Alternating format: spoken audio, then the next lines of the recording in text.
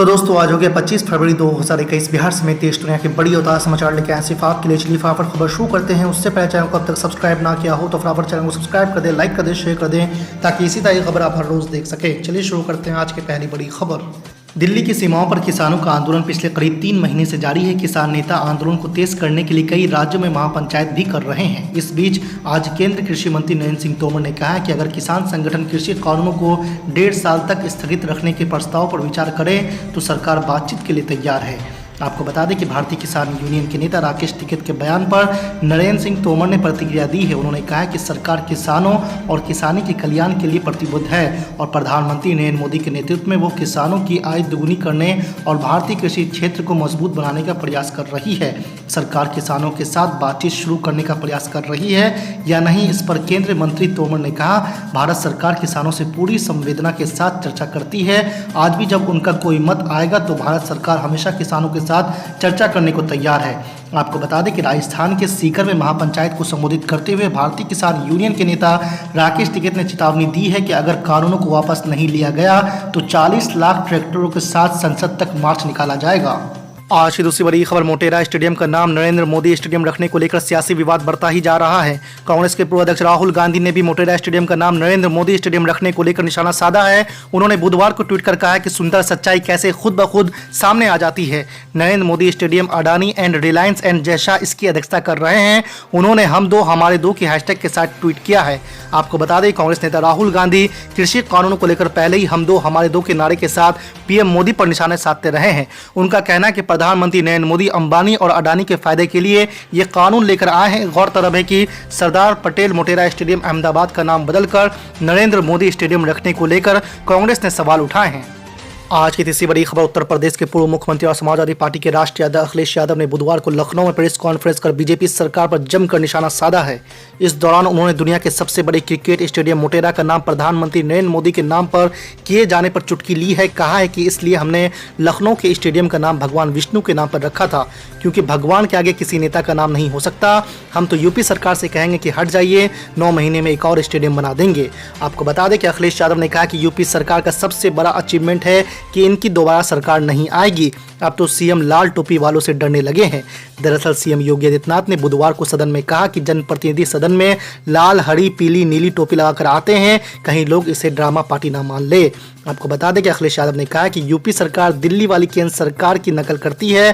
किसान बिल राज्यसभा में संख्या न होने के बावजूद पास किया गया, वही नकल यूपी सरकार ने विधान परिषद में किया, बहुमत को दबाकर बिल पास करवा रही है।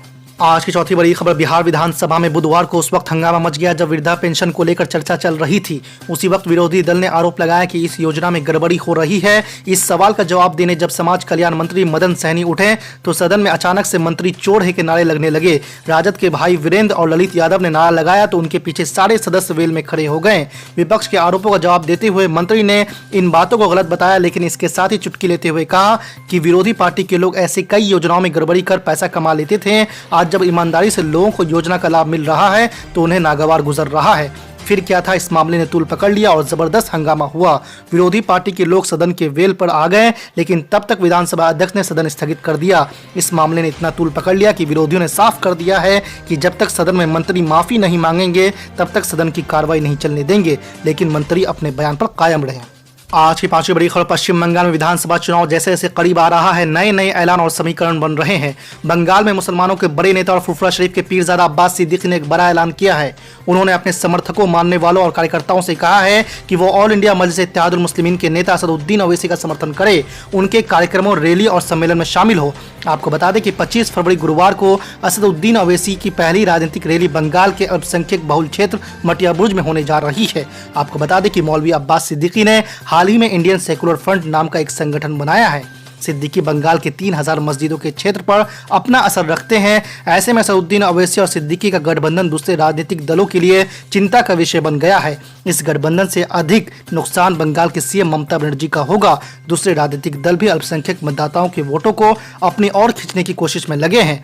आपको बता दें कि ममता बनर्जी पिछले काफी समय से बंगाल के अल्पसंख्यक मतदाताओं को अपनी ओर करने का लगातार प्रयास करती रही, लेकिन इन चुनाव से पहले फुफरा शरीफ के पीरजादा अब्बास सिद्दीकी और एआईएमआईएम के नेता असदुद्दीन ओवैसी को समर्थन के ऐलान से दीदी के हाथ से मुसलमान मतदाता छिटक जाने की आशंका बढ़ गई है। आज सुबह जब हम हमारे महेश भाई वसावा साहब और छोटू भाई वसावा साहब के घर पर थे, जिनके साथ हमने उनकी पार्टी के साथ अलायंस किया है, उनके साथ मिलकर हम ये इलेक्शन लड़ेंगे। जब महेश भाई स्टेज पर खड़े थे तकरीर देने के लिए, उसी वक्त अजान हुई, महेश भाई खामोश बैठ गए उस अजान का एहतराम करने के लिए। ये मेरे मुल्क की तहजीब है, ये मेरे मुल्क की संस्कृति है। इसी संस्कृति के अंदर, इसी तहजीब के अंदर हम पैदा हुए हैं। लेकिन आज मुल्क के हालात क्या है आप अच्छी तरह जानते हैं। महज सियासत की कुर्सी हासिल करने के लिए समाजों के बीच दरारें और दीवारें पैदा करो, हिंदुओं को मुसलमानों से लड़ाओ, मुसलमानों को दलितों से लड़ाओ। यही काम, यही धंधा अगर कोई कर रहा है तो मुझे कोई डर नहीं है ये कहने में कि पिछले 70 सालों से किसी ने इस मुल्क को इतना नुकसान नहीं पहुंचाया जितना कि नरेंद्र मोदी के राज में भारतीय जनता पार्टी ने पहुंचाया है। यह हकीकत है। लोग कहते हैं कि हमारी जमात सिर्फ हमारी नारे लगाती है, लेकिन मुझे खुशी है कि आज इन 21 कैंडिडेट्स के अंदर पारुल बेन मकवाना हमारी एक बहन है, बीना बेन परमार ये हमारी बहन है, और हम आप लोगों के ये जिम्मेदारी देकर जा रहे हैं। ये 21 सीटें आप जिताएंगे, लेकिन सबसे पहले खुशखबरी ये सुनाएंगे कि हमारी ये दोनों बहनें भी जीत कर आई है यहां से आप लोगों के बीच में। क्योंकि उन लोगों के मुंह पे हमें एक तमाचा मारना है जो हम पर उंगलियां उठाते रहते हैं। ये कहा जाता है कांग्रेस के बड़े बड़े नेता, ये आए हैं और ये आए हैं तो इसको फायदा होगा, इसको नुकसान होगा। एमआईएम क्यों आई है? क्या कभी किसी और राजनीतिक पार्टी से पूछा है? नहीं पूछा है, क्योंकि तुम समझते हो कि ये कौम, ये आवाम तुम्हारी गुलाम है। इनका काम सिर्फ वोट देते रहना और सत्ता में जाकर वो बैठेंगे।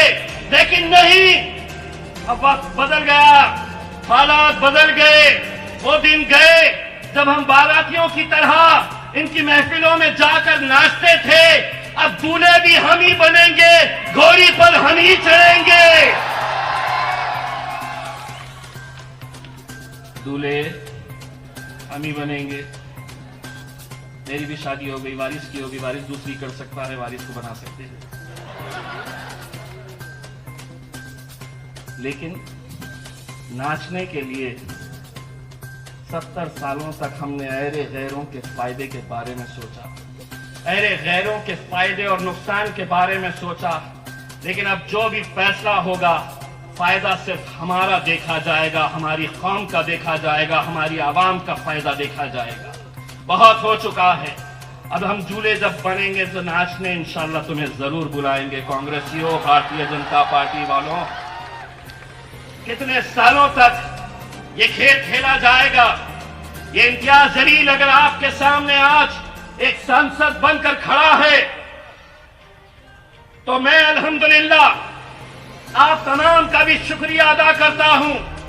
मुझे आपने वोट नहीं दिया, लेकिन मुझे यकीन है इलेक्शन के उस दिन जब काउंटिंग हो रही थी तो आपने अपनी दुआओं से मुझे नवाजा। इसीलिए आज अल्हम्दुलिल्लाह ये जीत हमें नसीब हुई, ये जीत हमें नसीब हुई। और अगर हम लड़ेंगे ही नहीं तो जीतेंगे कैसे?